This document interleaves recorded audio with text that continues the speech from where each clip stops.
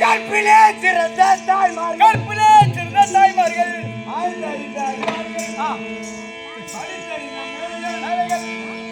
அமர்ந்திருக்கும்படியா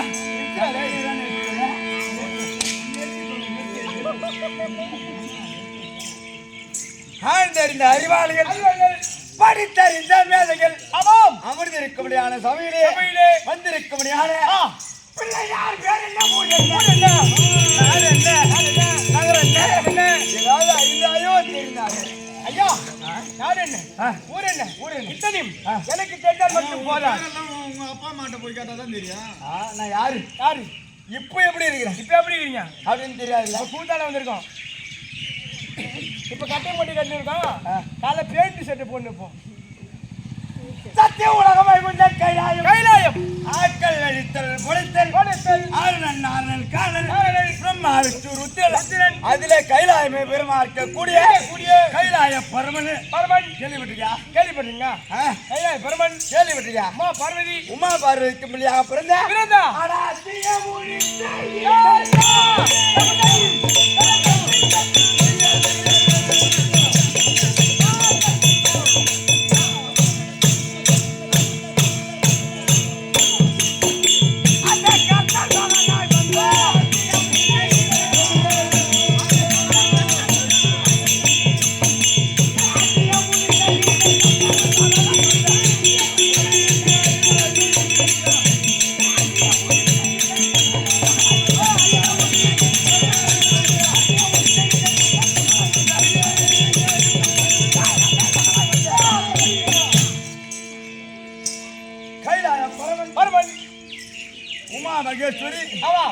இந்த ஊர்ல பேர் பெற்ற புண்ணிய ஆசானிகள் அமர்ந்த மேடை ஆடிய மேடை அமர்ந்த மேடைனா இந்த ஆனத்தூர் திரு சேத்திரம் ஆனைமாநகர் பால்மன்னிய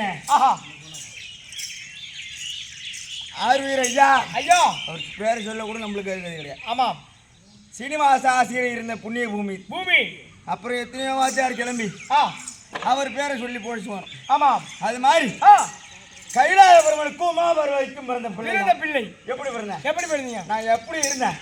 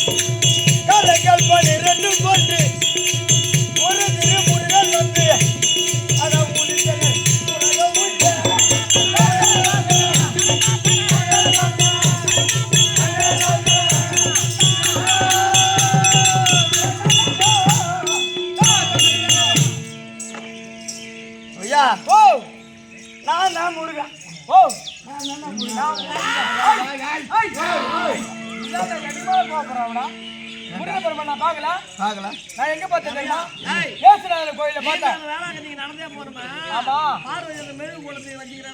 கோயிலை வச்சுருந்தாங்க முருக பெருமானாங்க. அம்மா அழகா இருந்தாரு.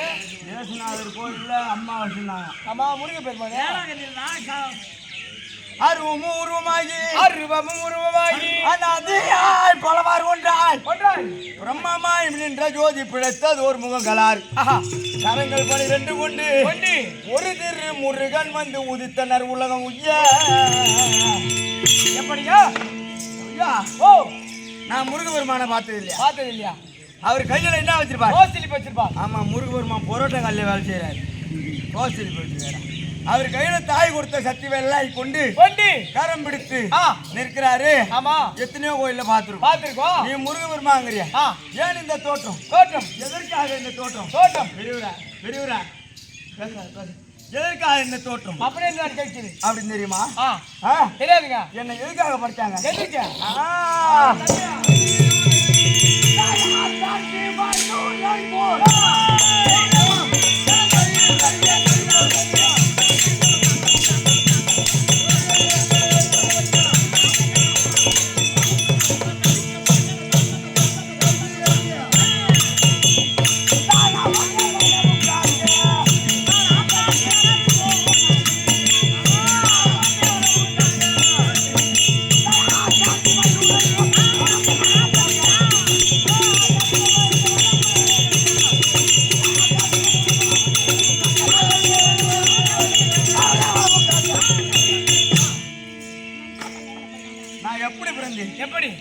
எப்படி வளர்ந்தீங்க அப்படின்னு தெரியுமா? தெரியாதுங்க.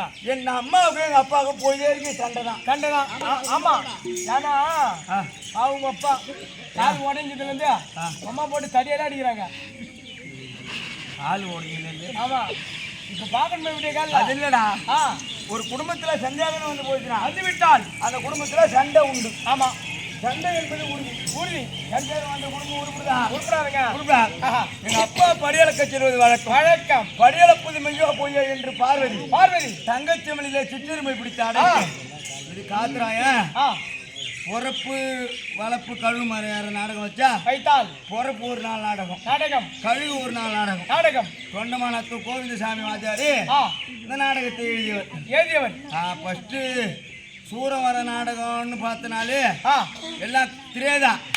முதல் யுகத்துக்கு அதுதான் சூரவர நாடகம்னாலே. கிரேதா, தோபரா, களி 1000, 700, 500, 5, 4, 3, 7, 6. இப்போ என்ன சொல்றீங்க? உனக்கு என்ன புரிஞ்சுது? எனக்கு முழுசா புரியல. ஒன்றும் 4 யுகம்டா. 4 யுகம். கிரேதா யுகத்துல 1000 முறை இருந்தா ஒரு மனுஷனும். கிரேதா எத்தனை முறை? 700 வழங்காத. கிரேதாயுகத்துல 300, 400 அப்படின்னு கிரேதா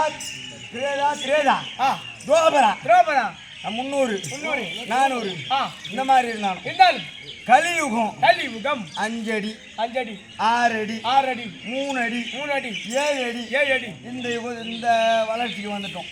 அது மாதிரி எங்க அப்பா படியாளக்கிறது மெய்யோ பொய்யோ அப்படின்னு சோதிக்கணும்னு எங்க அம்மா ஒரு சிமிலியை கொண்டு வந்து உருவத்துல யானை முதல் எறும்புக்களை 84 லட்சம் மக்கள்.